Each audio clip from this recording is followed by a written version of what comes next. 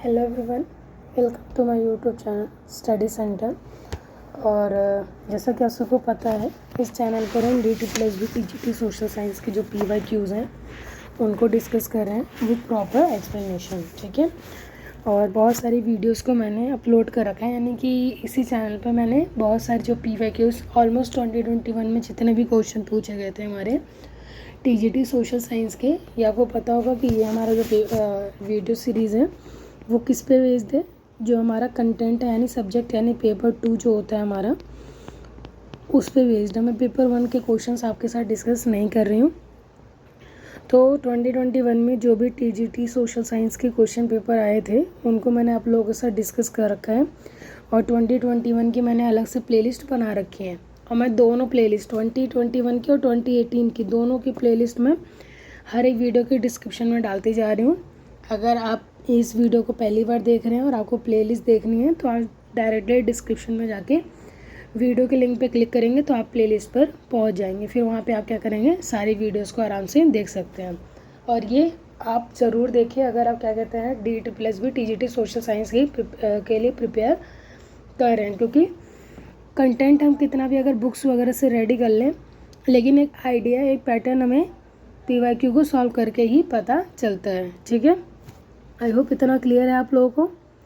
तो जैसा कि मैंने बताया आप सबको कि आप किसी भी एग्ज़ाम के लिए प्रिपेयर कर रहे हो, चाहे वो KVS हो, NVS के लिए प्रिपेयर कर रहे हैं आप, जो हमारे बिहार में पेपर होते हैं BPSC जो 6 to 8 9 to 10 होता है उसके लिए प्रिपेयर कर रहे हैं, अभी राजस्थान में वैकेंसी निकली हुई हैं उसके लिए प्रिपेयर कर रहे हैं, UP PSC में जो LT की वैकेंसी निकली है अगर आप उसके लिए प्रिपेयर कर रहे हैं और आपका टॉपिक आपका सब्जेक्ट क्या है TGT सोशल साइंस है, तो आप क्या कर सकते हैं, इस वीडियो को देख सकते हैं। क्योंकि मैंने आपको पहले ही बताया है कि हमारा जो पेपर है वो आएगा, मोस्टली जो हमारा कंटेंट है वो NCERT बेस्ड होता है, और DT+B का पेपर भी क्या है, NCERT बेस्ड होता है।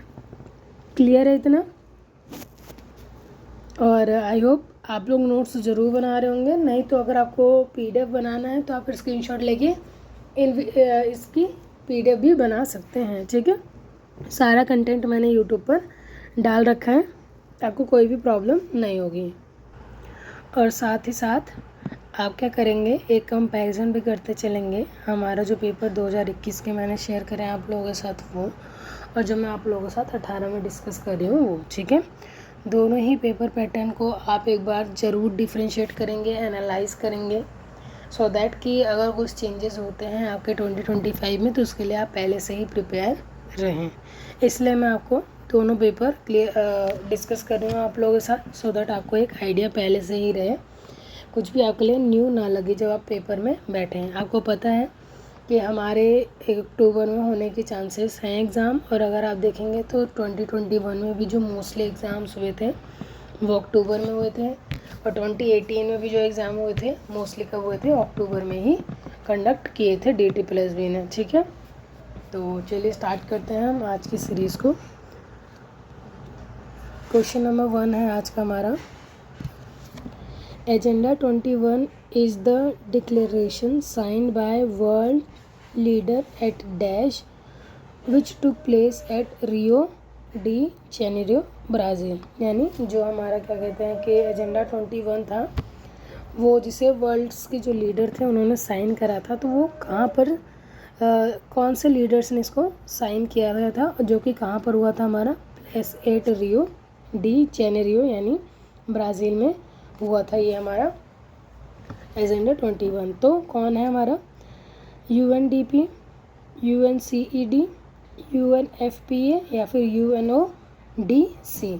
सो क्या होगा हमारा राइट आंसर, तो जो हमारा UNCED है दैट इज़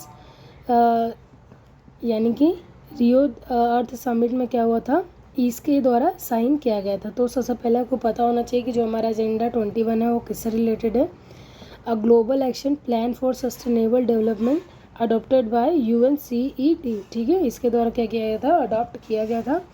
और ये क्या है, किस पे इंफोसिस करता है, हमारे जो सस्टेनेबल डेवलपमेंट है। ठीक है, और ये कहाँ पर हुआ था, ब्राज़ील में हुआ था, 1992 में हुआ था।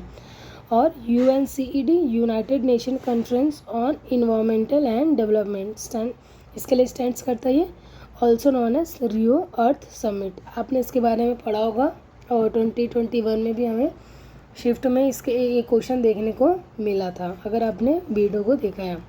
बाकियों को अगर हम देखें तो UNDP united nation development programme focus on poverty reduction and development. तो इसका क्या फोकस होता है कि जो पोवर्टी है उसे कैसे रिड्यूस करे और डेवलप करे। तो इसका एजेंडा 21 से कोई लेना देना नहीं है। UNFPA United nation population fund work on reproductive health and population issue, ठीक है, तो इसके रिगार्डिंग काम करता है। तो हमारा एजेंडा 21 से कोई लेना देना नहीं इसका। फिर United Nation office on drug and crime, तो deals with crime prevention on drug control. तो इसका रिलेशन किससे है? ड्रग्स के साथ रिलेशन है। क्लियर है इतना? तो यहाँ पर हमारा राइट आंसर क्या हो जाता, अगर हम देखें तो हमारा राइट आंसर क्या हो जाएगा? Option number B, that is UNCED। Clear है इतना आप लोगों को? तो देखते हैं अपना next question, question number second. What is the total length of the coastline of India's mainland including Andaman and Nicobar? तो इसमें पूछ रहा है कि जो टोटल कोस्ट लाइन है इंडिया की वो कितनी है। तो आपको पता होना चाहिए कि अभी करंट में जो हमारा कोस्ट लाइन है वो क्या हुआ है? इंक्रीज़ हुआ है, ठीक है। पहले अगर हम 2018 के अकॉर्डिंग माने तो इसका आंसर 7516 होगा, लेकिन अगर अभी आप करंट में देखें तो आई गेस अप्रैल 2025 में जो हमारी कोस्ट लाइन की लेंथ है वो क्या हुई है? इंक्रीज़ हुई है। वो अब 7515 ना रहकर कितनी होगी हमारी?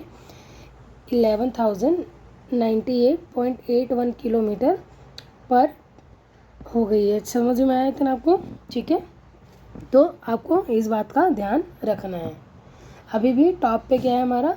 स्टेट में गुजरात है जिसकी कोस्ट लाइन सबसे ज़्यादा है, और अगर हम आइलैंड की बात करें तो आइलैंड है हमारा अंडमान एंड निकोबार, ठीक है।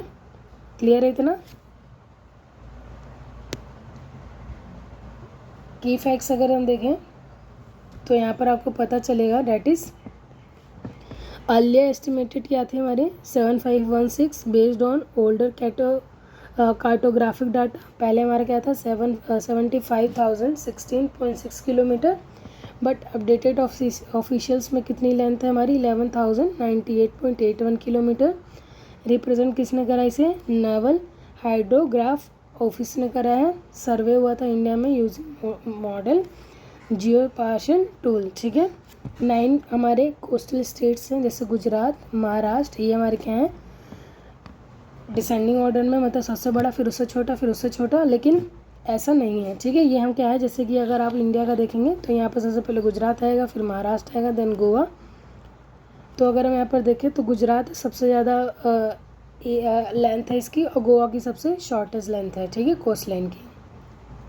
तो गुजरात है, महाराष्ट्र है, कर्नाटका, केरला, तमिलनाडु, आंध्र प्रदेश, उड़ीसा एंड वेस्ट बंगाल, ठीक है। और आपको ये भी पता होना चाहिए कि ये जो कोस्ट लाइन है इसको हम किन किन नामों से जानते हैं। कई बार आपसे ये क्वेश्चन भी पूछ लिया जाता है।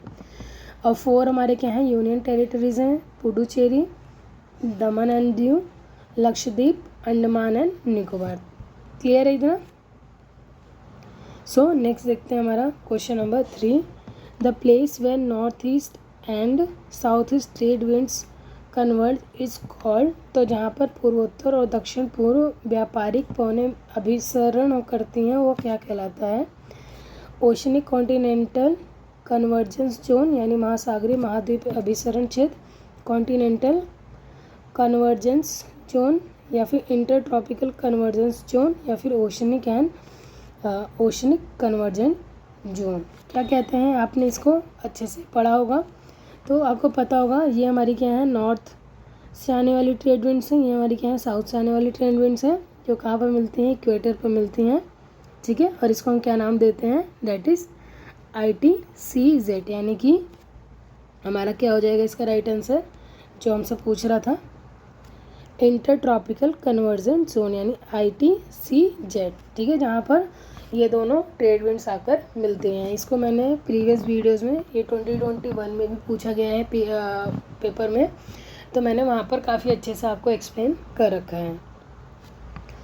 सो ये होते हैं हमारे ये होती है हमारी हार्डली सेल्स, ठीक है, जो हमारी क्या होती है इक्वेटर से लेके यहाँ तक 30 डिग्री के आसपास होता है, हाँ 30 डिग्री नॉर्थ और 30 डिग्री साउथ के आसपास ये सेल बनता है, जिसे हम क्या बोलते हैं हार्डी सेल। फिर हमारा दूसरा कौन सा बनता है, फेरल सेल बनता है। फिर उसके बाद थर्ड क्या बनता है हमारा, पोलर सेल बनता है, ठीक है। और ये होता है हमारा, यहाँ पे ईस्टर्लीस चलती हैं, यहाँ पे साउथ ईस्टर्लीस चलेंगी, फिर यहाँ पे वेस्टर्लीस चलेंगी, यहाँ पे साउथ वेस्टर्लीस चलेंगी। तो ऐसा क्या होता है पूरा ये रिप्रेजेंट करता है, ठीक है। नेक्स्ट क्वेश्चन देखते हैं, question number 4, the part of Himalayas lying between Sutlej and Kali river is called. तो आपको पता है कि हिमालय का वर्टिकली एंड हॉरिजॉन्टली दोनों तरीके से डिवीज़न किया गया है। और यहाँ पर क्या पूछ रहा है, रिवर्स के रिगार्डिंग पूछ रहा है कि सुतलेज और काली रिवर के बीच में जो हिमालयस आते हैं उनको किस नाम से जाना जाता है, पंजाब हिमालय के नाम से, हिमाचल, कुमाऊं या फिर असम। तो ऑप्शंस को आप यहाँ पे देख के खुद ही एलिमिनेट कर सकते हैं कि ये दोनों तो बहुत पहले पड़ जाएंगे, ये बहुत ही लास्ट में आएगी। तो हमारा राइट आंसर क्या होना चाहिए, ऑप्शन नंबर सी हमारा क्या होना चाहिए, राइट आंसर होना चाहिए, ठीक है। तो पहले बार देख लो आप, फिर उसके बाद हम आंसर को टिक लगाते हैं। तो ये हमारा इंडस रिवर है, ठीक है, and this one is our Sutlej river. तो यहाँ पर कौन सा आएगा हमारा, पंजाब हिमालयस आएंगे। फिर सुतलेज और काली रिवर के बीच में कौन सा आता है हमारा, हिमालय कुमाऊं हिमालय आते हैं। फिर काली से तीस्ता रिवर के बीच में नेपाल हिमालयस आते हैं, और तीस्ता रिवर्स के और दिहांग रिवर के बीच में असम हिमालयस आते हैं, ठीक है। क्लियर है इतना आप सबको, ये कोई इतना हार्ड नहीं है, बहुत ही इजी था। आप ऑप्शंस को देख के अगर आपको थोड़ी सी भी ज्योग्राफी हमारी क्लियर है तो आप ऑप्शंस को एलिमिनेट करके इसका आंसर क्लिक कर सकते थे, ठीक है। तो इसका राइट आंसर क्या हो जाएगा हमारा, ऑप्शन नंबर सी, यानी कि कुमाऊं हिमालयस हमारा क्या हो जाएगा, राइट आंसर हो जाएगा। चलें नेक्स्ट क्वेश्चन पर, question number 5, the change of population in a particular area between 2 points of time known as, यानी दो बिंदुओं के बीच किसी विशेष क्षेत्र में जनसंख्या के परिवर्तन को किस रूप से जाना जाता है, माइग्रेशन के नाम से, नेचुरल ग्रोथ ऑफ पॉपुलेशन या फिर ग्रोथ परसेंटेज ऑफ पॉपुलेशन, किस नाम से जाना जाता है। सो इसका राइट आंसर क्या हो जाएगा हमारा, ग्रोथ ऑफ पॉपुलेशन के नाम से इसको जाना जाता है कि विद स्पैन ऑफ टाइम यहाँ पर कितने पॉपुलेशन के अंदर चेंज आया है, ठीक है। क्लियर है इतना। नेक्स्ट क्वेश्चन देखते हैं हमारा, question number 6, the axis of earth which is an imaginary line make an angle of dash with its orbital plane. तो आपको पता होगा कि एक इमेजिनरी लाइन है लेकिन हमारी अर्थ थोड़ी सी टिल्ट है, जिसे हम क्या बोलते हैं 22.5 एंड 66.5, लेकिन यहाँ पर आपको 66 डिग्री दिया गया है। तो इसका राइट आंसर हम क्या लगाएंगे, 66 डिग्री लगाएंगे, क्योंकि ये आप सबको पता होगा 64 डिग्री पे नहीं है हमारा अर्थ का टिल्ट, 68 पे भी नहीं है और 65 पे नहीं है। तो इसका राइट आंसर क्या हो जाएगा हमारा, option number B right answer हो जाएगा। अगर आप देखें तो ये हमारी अर्थ है, आपको पता है थोड़ी सी टिल्ट है, और इसी टिल्ट की वजह से हमारे अर्थ पे जो सीज़न होते हैं वो अकर होते हैं, अदरवाइज़ हमारे सीजन्स नहीं होते हैं, same he season all over the year हमारे अर्थ पर रहता है। तो इसका टिल्ट कितना है, वैसे 90 डिग्री का बनता है, लेकिन टिल्ट कितना है 66.5 डिग्री एंड 23.5 डिग्री का क्या है हमारा टिल्ट है। तो इसकी वजह से हमारा जो एंगल बनता है वो कितने का बनता है, 66.5 डिग्री का एंगल बनता है, ठीक है। यह I hope one of the easiest question था, ये आप सबको पता होगा। नेक्स्ट क्वेश्चन है, what among the following is essential for the sustained quality of life and global piece, यानी जीवन की निरंतर गुणवत्ता और वैश्विक शांति के लिए निम्नलिखित में से क्या आवश्यक है। प्रोडक्शन ऑफ रिसोर्सेज, यानी संसाधनों का उत्पादन करना, डिस्ट्रीब्यूशन ऑफ रिसोर्सेज, संसाधनों का वितरण, यूटिलिटी ऑफ रिसोर्सेज, संसाधनों की उपयोगिता, इक्विटेबल डिस्ट्रीब्यूशन ऑफ रिसोर्सेज, यानी संसाधनों का समान वितरण। क्या लगता है आपको क्या होना चाहिए इसका राइट आंसर। तो ऑब्वियस सी बात है कि रिसोर्सेज को हम प्रोड्यूस नहीं कर सकते हैं, उनको डिस्ट्रीब्यूट हम कैसे करेंगे। इसका सबसे राइट आंसर जो है आपको अंडरस्टैंडिंग के बेसिस पर पता लगाना है। तो सबसे अच्छा फिट कौन सा बैठ रहा है, इक्विटेबल डिस्ट्रीब्यूशन ऑफ रिसोर्सेज, यानी जो रिसोर्सेज हैं कोशिश किया जाए कि इसका जो डिस्ट्रीब्यूशन है वो इक्वल हो। ऐसा नहीं कि किसी के पास बहुत ज़्यादा हो और किसी के पास बहुत ही कम हो, ठीक है, जिसे हम क्या बोलते हैं, मैक्सिमम यूटिलाइजेशन ऑफ रिसोर्सेज। यहाँ पर अगर वो होता तो हम एक बार के लिए उधर जा सकते थे। लेकिन सबसे पॉजिटिव ऑब्वियस बात है, ये सारे ही क्या है पॉजिटिव आंसर, लेकिन आपको पता है कि हमें सबसे ज़्यादा क्या अच्छा लग रहा है, वो क्या होता है, राइट आंसर होता है, ठीक है। तो यहाँ पर आप देख सकते हैं राइट आंसर क्या हो जाएगा। बाकियों को भी एक बार देख लें तो production of resources important but without fair access it leads to inequality. Obviously बात है कि इम्पॉर्टेंट है, लेकिन क्या कर सकता है कि अगर हम प्रोडक्शन करेंगे तो क्या कर सकता है, इनइक्वालिटी को लीड कर सकता है। Distribution of resources generic term है, डजेंट गारंटी फेयरनेस। ऑब्वियसली बात है कि डिस्ट्रीब्यूशन डजेंट मीन कि आप क्या करेंगे, इक्वल ही क्या करेंगे, उसे डिस्ट्रीब्यूट करेंगे। नेक्स्ट है utility of resources refers to usefulness not fairness और पीस। तो जो रिसोर्सेज है उसे हम क्या बोलते हैं, यूजफुलनेस से रिलेट कर सकते हैं, लेकिन फेयरनेस और पीस से रिलेशन नहीं है। और हमने क्वेश्चन देखा था कि जिसमें फेयरनेस और पीस की बात हो रही थी। तो सबसे सटीक आंसर क्या लगेगा कि जो डिस्ट्रीब्यूशन है रिसोर्सेज का उसे क्या करें, इक्वली डिस्ट्रीब्यूट करें, ताकि क्या हो सके, जो भी हमारा पीस है और जो भी हमारा सस्टेनेबल लिविंग एक क्या हो सके, ऑर्गेनाइज हो सके, ठीक है। नेक्स्ट क्वेश्चन है, India lies in region of dash wind, यानी भारत किस विंड्स के बीच में, मतलब किस विंड्स के क्षेत्र में आता है, north easterlies, periodic winds, westerlies या फिर लोकल विंड्स। सो यहाँ पर हमारा राइट आंसर क्या होगा, तो इंडिया जो लाई करता है वो पीरियोडिक विंड्स के बीच लाई करता है। क्यों, includes monsoon winds which change direction seasonality and dominate India's climate. आपको पता है कि हमारे इंडिया में सेम सीज़न नहीं रहता है ना। हमारे यहाँ पर जैसे देखो तो मॉनसून विंड्स हैं जो क्या करते हैं, सीजन्स वगैरह में चेंजेस लेकर आते हैं। बाकी अगर नॉर्थ ईस्टर्लीज की बात करें तो these are trade winds but India's climate is shaped more by monsoon. तो हमारे इंडिया में सबसे ज़्यादा किसका रोल है, मानसून विंड्स का रोल है, जो क्या होते हैं एक पीरियोडिक विंड्स का एग्जांपल, यानी इनका क्या होता है, सम स्पेसिफिक पीरियड होता है। नेक्स्ट हमारा westerlies affect temperate zone not tropical zone. और इंडिया क्या होता है हमारे, आपको पता होगा कि मेनली जो इंडिया का पार्ट है वो ट्रॉपिकल जोन में आता है।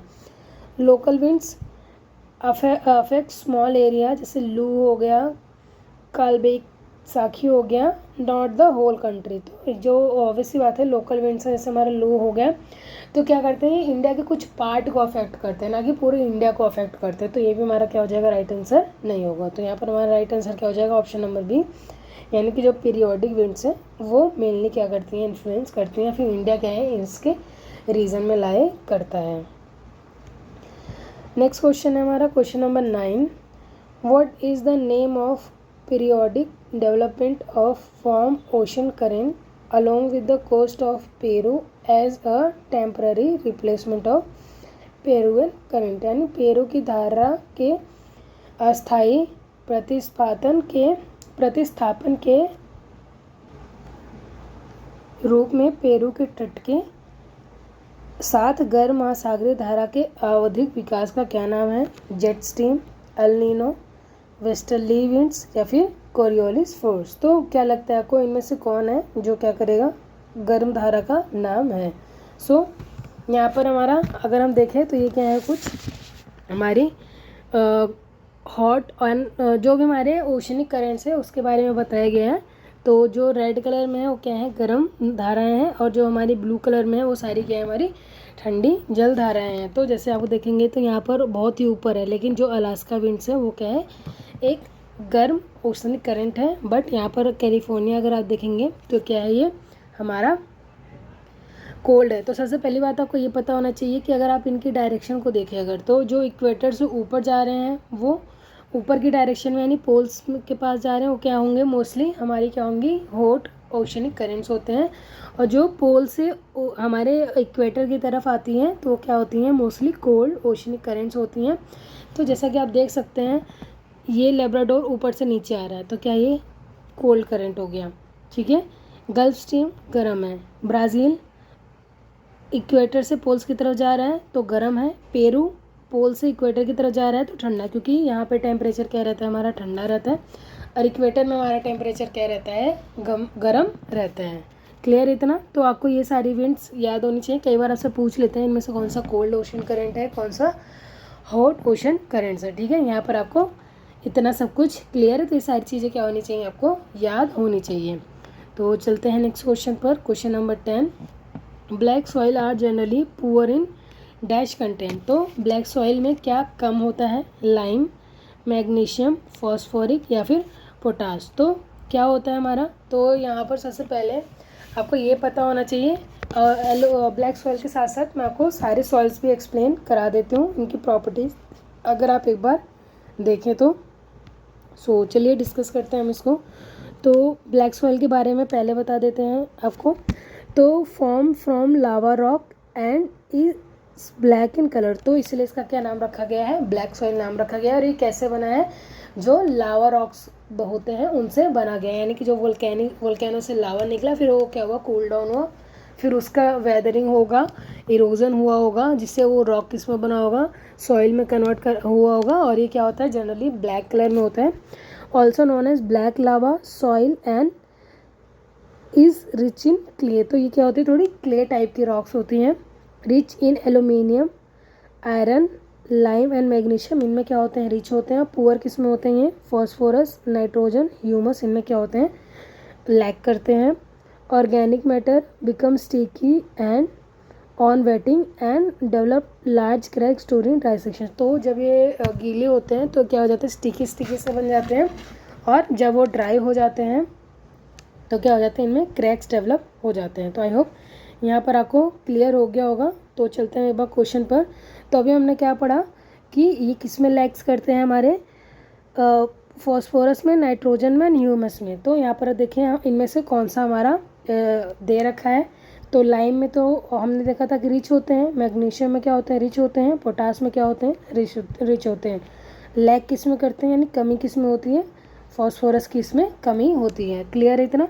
अब इसी के साथ चलते हैं हम सारे सॉइल्स को भी एक बार अच्छे से डिस्कस कर लेते हैं। और सॉइल्स के साथ साथ यहाँ पर मैंने ये भी लगा रखा है कि इनमें कौन सी सूटेबल क्रॉप्स उगाई जाती हैं। तो सबसे पहले अगर हम देखें तो एलुवियल सॉइल की बात करते हैं, जो कि क्या है, इंडिया में सबसे ज़्यादा मात्रा में पाई जाती है। Compose of clay and loams and rich in nutrients such as phosphoric and organic matter, इसमें क्या होते हैं, रिच होते हैं। Low in both nitrogen and potash, nitrogen और पोटाश नहीं होता इसमें। Appears to be sandy and drain properly faster and than other soil. तो ये क्या हो जाती हैं, बहुत ही जल्दी सूखी भी हो जाती हैं और ड्रेन्ड भी हो जाती हैं अदर सॉइल के कंपैरिजन में। और इनमें कौन कौन सी फसल उगाई जाती हैं, टोबैको हो गया, कॉटन हो गया, राइस, व्हीट, बाजरा, ज्वार, peas, pigeon peas, chickpeas, black gram, soya, groundnuts, mustard, barley, ये सारे जो हैं वो वेजिटेबल्स एंड फ्रूट्स ये क्या है, इसमें उगाए जा सकते हैं। ब्लैक सॉइल का अगर हम देखें तो कॉटन के लिए सबसे ज़्यादा इसको यूज़ किया जाता है। बाकी शुगर कैन, व्हीट, ज्वार, लैंसीड्स, सनफ्लावर, तो ये सारे टोबैको, ग्राउंडनट्स, ये सारी चीज़ें भी इसमें भी उगाई जा सकती हैं। नेक्स्ट है हमारा लेटराइट सॉइल। लेटराइट सॉइल के बारे में अगर हम देखें तो सॉइल क्या होती है, एसिडिक होती है, low in humus, phosphorus, nitrogen and calcium. तो नाइट्रोजन तो अगर आप देखेंगे तो किसी भी टाइप ऑफ सॉइल में नहीं पाया जाता है इन इंडिया, ठीक है। रिच होता है aluminium, iron, lime and magnesium में are highly rich in iron. तो आयरन इसमें ज़्यादा पाया जाता है, इसलिए थोड़ा सा इसका आपने कलर भी देखा होगा, थोड़ा सा रेडिश होता है। Cotton, rice, rubber, coconut, wheat, pulse, tea, coffee, kaju and use to make bricks also. तो इसे क्या किया जाता है, ब्रिक्स बनाने के लिए भी यूज़ किया जाता है, जैसा कि आपने इसके बारे में पहले ही पढ़ा होगा। नेक्स्ट हमारी red soil, form due to weathering of metamorphic rock. तो ये जैसे मेटामॉर्फिक रॉक्स होते हैं उनका जब फर्दर वेदर होते हैं, टूट के सॉइल में कन्वर्ट हो जाते हैं, तो उनसे क्या होता है, हमारे रेड सॉइल का निर्माण होता है। Red in appearance due to presence of iron oxide, तो ये भी रेड कलर के होते हैं। और क्यों होते हैं? क्योंकि इसमें आयरन ऑक्साइड ज़्यादा होता है। जहाँ जहाँ पे आयरन होगा वहाँ पे क्या होगा, थोड़ा सा रेडिश कलर आ जाता है। जैसा कि आपने मार्स के बारे में भी पढ़ा होगा, जो हमारा क्या है, प्लैनेट है, कि उसका रेड कलर का टेक्सचर हमें क्यों नज़र आता है। The soil is Sandy and mildly acidic and potash rich, इसमें भी क्या होता है, पोटास काफ़ी अच्छी मात्रा में होता है। Very low in lime, phosphorus, magnesium and organic matters क्या होते हैं, इसमें कम मात्रा में पाए जाते हैं, बट फिर भी इस पर क्या हो सकती है, खेती हो सकती है। राइस, वीट, शुगर केन, मेजे, ग्राउंडनट्स, रागी, पोटैटो, ऑयल सीड्स, पल्स, ये सारी चीज़ें क्या होती हैं, इसमें उगाई जा सकती हैं। लास्ट है हमारा forest and mountain soils, rich in organic matters, low in nutrients like potash, phosphorus and lime, are in acidic nature की होती हैं, need the addiction of right fertiliser, तो इनमें क्या होता है, फर्टिलाइज़र की ज़रूरत होती है। और टी, स्पाइसेस, वीट, मेजे, barley, coffee, tropical foods, temperate foods, cultivation इसमें हो सकते हैं। आई होप यहाँ पर आपको इनके बारे में अच्छे से क्लियर हो गया होगा। चलते हैं नेक्स्ट क्वेश्चन पर। अगर आपको कुछ भी डाउट आता है तो आपको कमेंट बॉक्स में ज़रूर मेंशन करना है, ठीक है। What is the name of boundary between India and the Antarctic plate marked by the oceanic ridge running in roughly WE, that is west and east, and margin into spreading side a little south of New Zealand, यानी भारत और Antarctica plate के बीच की सीमा का क्या नाम है, जो लगभग WE में चलने वाले महासागरीय कटक द्वारा चिन्हित है और न्यूजीलैंड के थोड़ा दक्षिण में फैलाने वाले स्थल में विलय हो गया है। तो कौन सी बाउंड्रीज़ हैं वो?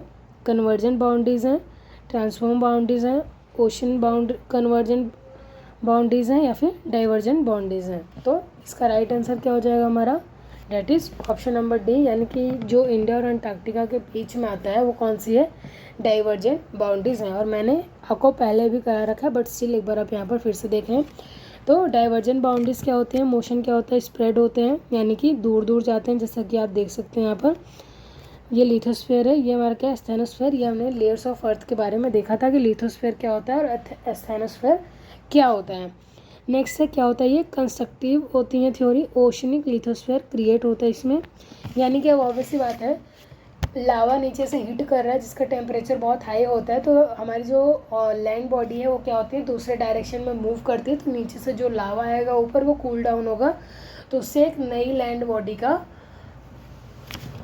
क्या होगा? नई लैंड बॉडी हमारी क्या होगी? क्रिएट होगी। और इसमें क्या होते हैं? रिजिस और रिफ्ट वैलीज वगैरह बनती हैं। और ये क्या होता है? वोल्केनिक एक्टिविटी से होता है। तो यस, इसके लिए वोल्केनिक एक्टिविटी क्या होती हैं? इम्पॉर्टेंट होती हैं। तो वोल्केनोज एरप्ट होते हैं, जो लावा निकलता है उसी की वजह से क्या होते हैं? ये होता है। फिर हमारा क्या होता है? कन्वर्जन में क्या होगा? सबडक्शन होगा, यानी जो दो प्लेट्स होती हैं वो आपस में आके मिलती हैं, जिसमें से जो हायर प्लेट्स होती है जिसकी डेंसिटी ज़्यादा होती है वो क्या हो जाएगी? सबडक्ट हो जाएगी। इससे क्या होता है? डिस्ट्रक्शन होता है, यानी ओशनिंग जो लिथोस्फीयर है वो क्या हो जाता है? डिस्ट्रॉय। वैसी बात है, दो आपस में आई हैं, एक नीचे जा रही है तो वो क्या हो रही है? डिस्ट्रॉय हो जाएगी। और इससे क्या होते हैं? हमारे जो ट्रेंच होते हैं उनका निर्माण होता है, ठीक है। और आपको पता होगा कि हमारा सबसे डीपेस्ट ट्रेंच कौन सा है? मरियाना ट्रेंच, जो कहाँ पर पाया जाता है? हमारा पैसिफिक ओशन के अंदर पाया जाता है। और ये क्या होता है? ये भी वोल्केनो ही इसके लिए भी क्या होता है? जिम्मेदार होता है। और ये होते हैं हमारे ट्रांसफॉर्म में क्या होगा कि दो प्लेट्स हैं वो आपस में मतलब कि आएंगी बिना टकराए, थोड़ा सा ही टक्कर लगा के इधर उधर मूवमेंट हो जाएगी, ठीक है उनकी। इसमें ना तो डिस्ट्रक्शन होता है और ना ही कोई चीज़ क्रिएट होती है, ठीक है। और इसका कोई मेजर इफेक्ट नहीं होता। जैसे यहाँ पर रिजिस वगैरह बन रहे थे, यहाँ पर ट्रेंचेस का निर्माण होता, तो यहाँ पे ऑब्वियसली बात है जब ये आपस में टकराए ही नहीं, ना कोई नई लैंड बॉडी निकली, ना किसी का सबडक्शन हुआ, तो यहाँ पर कोई भी इफेक्ट नहीं होगा। और इसका वोल्केनो से कोई लेना देना नहीं होता। जैसे कि आपको पता है जो हमारा स्टेनोस्फीयर होता है वो लिक्विड है, तो ये प्लेट जो है उसके ऊपर तैरती हैं। तो कई बार क्या होता है कि तैर के ये डाइवर्जेंट बनती हैं, कई बार कन्वर्जेंट होता है, कई बार क्या होता है? इनका ट्रांसफॉर्मेशन होता है। सो आई होप क्लियर होगा इतना सबको इनके बारे में, और एग्ज़ाम में आएगा तो आप इजीली क्या कर सकते हैं? आंसर कर सकते हैं। नेक्स्ट क्वेश्चन है हमारा question number 12। The temperate forest and grassland give way to what type of vegetation at high altitudes which is generally more than 3600 metre above sea level, यानी समशीतोष्ण वन और घास के मैदान उच्च ऊंचाई पर किस प्रकार के वनस्पति को रास्ता देते हैं जो आमतौर पर समुद्र से 3600 मीटर से अधिक होता है? तो तुंद्रा वेजिटेशन है, पेरिनियल ग्रासलैंड्स हैं, श्रब्स हैं, या फिर अल्पाइन वेजिटेशन है। तो यहाँ पर हमारा राइट आंसर क्या हो जाएगा? ऑप्शन नंबर डी, यानी अल्पाइन वेजिटेशन होता है। तो अल्पाइन वेजिटेशन जो क्या होता है, सी लेवल से 3600 मीटर की ऊंचाई पर होता है।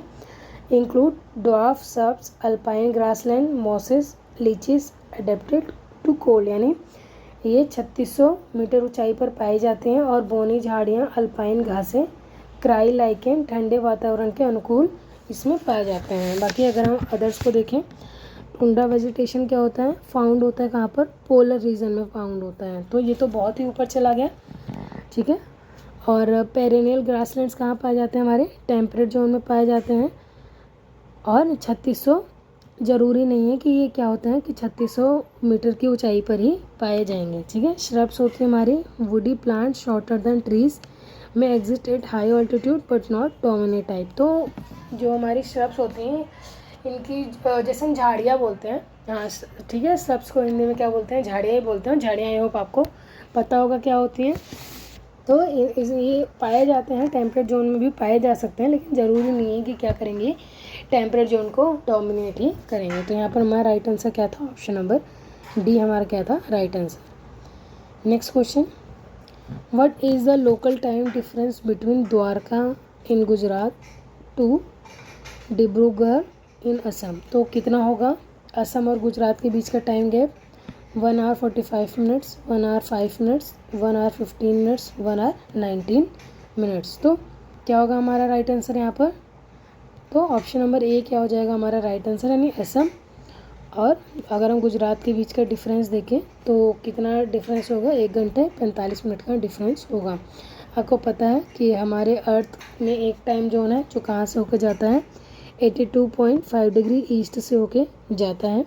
जो कौन कौन से स्टेट्स में है? उत्तर प्रदेश, थोड़ा बहुत मध्य प्रदेश, छत्तीसगढ़, उड़ीसा और आंध्र प्रदेश, इन 5 स्टेट से होकर वो गुजरता है, ठीक है। और अगर हम यहाँ पर देखें तो सदर्न मोस्ट कौन सा हमारा टाइम, सदर्न मोस्ट जो हमारा स्टेट है या फिर डिस्ट्रिक्ट है, दैट इज़ कीवीथू इन अरुणाचल प्रदेश। और जो हमारा वेस्टर्न सदर्न बोलते हैं मैंने, ये क्या है? ईस्टर्न मोस्ट पॉइंट है। और ये क्या है? हमारा वेस्टर्न मोस्ट पॉइंट है, जिसे हम क्या बोलते हैं? गुहार मोती बोलते हैं। और कन्याकुमारी हमारा सदर्न मोस्ट पॉइंट है। लेकिन अगर हम आइलैंड को इंक्लूड ना करें तो, और अगर हम आइलैंड को इंक्लूड करें तो अंडमान निकोबार में एक हमारा इंदिरा पॉइंट है, जो क्या होता है? हमारा सदर्न पॉइंट होता है। और अगर हम नदर्न मोस्ट पॉइंट की बात करें तो क्या हमारा इंदिरा कोल है। कई बार ये भी आपसे पूछ लिया जाता है, तो आपको क्या होगा, क्या होना चाहिए? पता होना चाहिए। जैसे अगर यहाँ पर क्या हो रहा है, हमारे गुजरात के गुहार मोती डिस्ट्रिक्ट में अगर 4:34 की सुबह हो रही है तो यहाँ पे 6:28 हो चुके हैं। लेकिन एक टाइम जोन होने की वजह से हमारा जो 2 घंटे का गैप है उसे हम क्या करते हैं? सेम टाइम पर मेज़र करते हैं, ठीक है।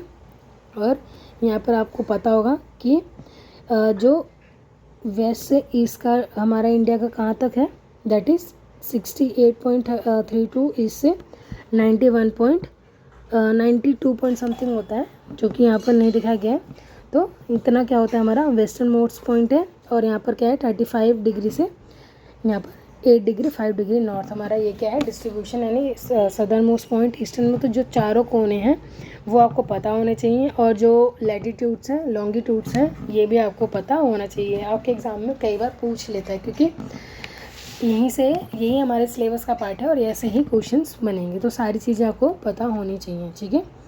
नेक्स्ट क्वेश्चन है हमारा, which of the following is the name the 3 stage of demographic transition theory? तो जो हमारा डेमोग्राफिक ट्रांजिशन थ्योरी है उसके 3 चरण कौन से हैं? रूरल, एग्रीरियन, लिटरेसी, या फिर high death rates, high birth rate, literacy, low birth rate, high death rate, literacy, high birth rate, rural agrarian, demographic transition और अर्बन इंडस्ट्रीज। तो यानी कि ग्रामीण कृषि, फिर साक्षरता, उच्च मृत्यु दर, उच्च जन्म दर, साक्षरता, निम्न जन्म दर, उच्च मृत्यु दर, साक्षरता, उच्च जन्म दर, ग्रामीण कृषि, जनसांख्यिकी संक्रमण या फिर शहरी औद्योगिक। तो यहाँ पर क्या हो जाएगा हमारे जो इसके 3 हमें बताए गए हैं, तो ये हमारे हैं high birth rate and high death rate, high birth rate and decline death rate, third stage क्या होता है हमारा decline death rate and low death rate. ठीक है, तो ये क्या हमारे 3 इसके स्टेजेस हैं। पहले क्या होगा, हाई बर्थ रेट होगा तो हाई डेथ रेट भी होगा, लेकिन सेकंड में क्या है कि हाई बर्थ रेट है तो डेथ रेट क्या हुआ हमारा डिक्लाइन होने लग गया, और यहाँ पर हमारा थर्ड स्टेज में जो बर्थ रेट है वो भी क्या होता है डिक्लाइन होने लग जाता है। ठीक है, क्लियर है इतना सबको।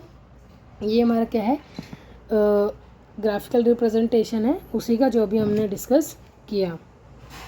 चलते हैं नेक्स्ट क्वेश्चन पर। Question number 15, identify the diversion channels built by the people of western Himalayas region for agriculture, यानी पश्चिमी हिमालय के लोगों द्वारा कृषि के लिए निर्मित डाइवर्जन चैनलों को क्या कहा जाता है, टंकास, कूल्स एंड गुल्स, खादिम्स या फिर जोदास। तो क्या कहा जाएगा उनको, कूल्स एंड गुल्स कहा जाता है। यहाँ पर अगर हम देखें तो कूल्स एंड गुल्स क्या होते हैं, traditional diversion channel in western Himalaya that is Himachal Pradesh that carry glacier और स्टीम वाटर टू फील्ड। ठीक है, यानी पश्चिमी हिमालय जैसे हिमाचल प्रदेश में पारंपरिक जल मोड़ चैनल जो ग्लेशियर या धाराओं से पानी खेतों तक पहुंचाते हैं, उसको क्या बोलते हैं, कूल्स एंड गुल्स बोलते हैं। टंकास अगर हम देखें तो ये टैंक्स होते हैं जो आपको पता है कि मोस्टली राजस्थान या फिर ऐसे स्टेट्स में बनाए जाते हैं जहाँ पर पानी की कमी होती है, तो टैंक्स वहाँ पर बनाए जाते हैं। नेक्स्ट हमारा खादिम्स, ये क्या है, जैसलमेर राजस्थान में वर्षा जल संचयन के लिए मिट्टी का बांध बनाना, उसे क्या बोलते हैं, खादिम्स बोलते हैं। और जोहात किसको बोलते हैं, राजस्थान के अर्ध सूक्ष्म क्षेत्रों में भूजल पुनर्निर्माण के लिए छोटे बांध को बनाना क्या कहलाता है, हमारा जोदांस कहलाता है, जोहत्स कहलाता है। ठीक है, क्लियर इतना। तो हमारा राइट आंसर क्या हो जाएगा, कूल्स एंड गुल्स। अगर आप देखेंगे तो सारे किससे रिलेटेड है, हमारे वाटर से रिलेटेड है, बट डिफरेंट वेज हैं उनके यूजेस के। Next question, question number 16, how can swimmers float in the water of dead sea in Israel. तो जो इज़राइल में हमारा डेड सी है उसमें लोग कैसे तैरते हैं, due to lack of salinity यानी जो लवणता है उसकी कमी है, due to presence of calcium यानी कैल्शियम की उपस्थिति के कारण, because of presence of potassium यानी पोटेशियम की उपस्थिति के कारण, या फिर because of presence of increase amount of salt यानी नमक की बढ़ी हुई मात्रा की उपस्थिति के कारण। तो आप सबको इसका राइट आंसर आई होप पता होगा। तो इसका राइट आंसर क्या हो जाएगा हमारा ऑप्शन नंबर डी, यानी कि जो डेड सी है उसके अंदर जो सॉल्ट की मात्रा है वो अदर ओशंस के कंपैरिजन में बहुत ज़्यादा है, इसलिए क्या होता है उसको ज़्यादा डेंस बना देता है, जिसकी वजह से क्या होता है उसमें ईजिली हम फ्लोट कर सकते हैं यानी तैर सकते हैं। चलते हैं नेक्स्ट क्वेश्चन पर। Question number 17, who suggested that the moment responsible, question number 17 था, yes, who suggested that the movement responsible for the drifting of continents was caused by pole flea forces and tidal force, यानी किसने बताया था, सुझाव दिया था कि महाद्वीपों के अपवाह के लिए जिम्मेदार आंदोलन ध्रुव पलायन बल और ज्वारीय बल के कारण हुआ। यानी कि जो हमारे आपको पता होगा कि बहुत सारी थ्योरीज हमने पढ़ी हैं हमारी ज्योग्राफी में, ओरिजिन ऑफ अर्थ से बहुत सारी थ्योरीज दे रखी हैं। तो इसमें ये पूछ रहा है कि किसने बताया था कि जो हमारे इसका मूवमेंट हुआ है डेट इज़ जो लैंड बॉडीज़ हैं वो किसकी वजह से हुआ है, पोल्स के फोर्स की वजह से और टाइडल फोर्सेस की वजह से इनका मूवमेंट हुआ है। तो किसने बोला था, आर्थर होम ने बोला था, जो उनकी कन्वेंशन करंट थ्योरी है उसके अंदर, यानी आर्थर होम का संवहन धारा सिद्धांत में इसके बारे में बात की गई, या फिर continental drift theory by Frank Bursley Taylor, यानी फ्रैंक बर्सले टेलर द्वारा जो महाद्वीपीय भार सिद्धांत दिया गया है वो, या फिर अब्राहम ऑर्टलियोस थ्योरी, या फिर वैगनर्स कॉन्टिनेंटल ड्रिफ्ट थ्योरी। तो आप लोगों ने इस थ्योरी के बारे में पढ़ा होगा। तो इसका राइट आंसर क्या हो जाएगा, वैगनर्स कॉन्टिनेंटल ड्रिफ्ट थ्योरी, जिसमें इन्होंने बोला था कि जो मतलब कि पहले इन्होंने ही बोला था कि जो आज लैंड बॉडीज़ और वाटर बॉडीज़ इतनी डिवाइडेड हैं वो पहले डिवाइडेड नहीं थी। इनका क्या मानना था कि पहले एक ही ओशन, जैसे अगर हम यहाँ पे बात करें कि अगर हमारा अर्थ है तो उसमें एक ही क्या कहते हैं कॉन्टिनेंट था जिसका क्या नाम था पेंजिया, और एक ही ओशन था जिसका क्या नाम था पैंथलासा था। ठीक है, तो अगर हम थोड़ा इनके बारे में पढ़ें तो कॉन्टिनेंटल द्वीप थ्योरी किसने दी थी? हमारे वेगनर ने दी थी, 1912 में दी थी।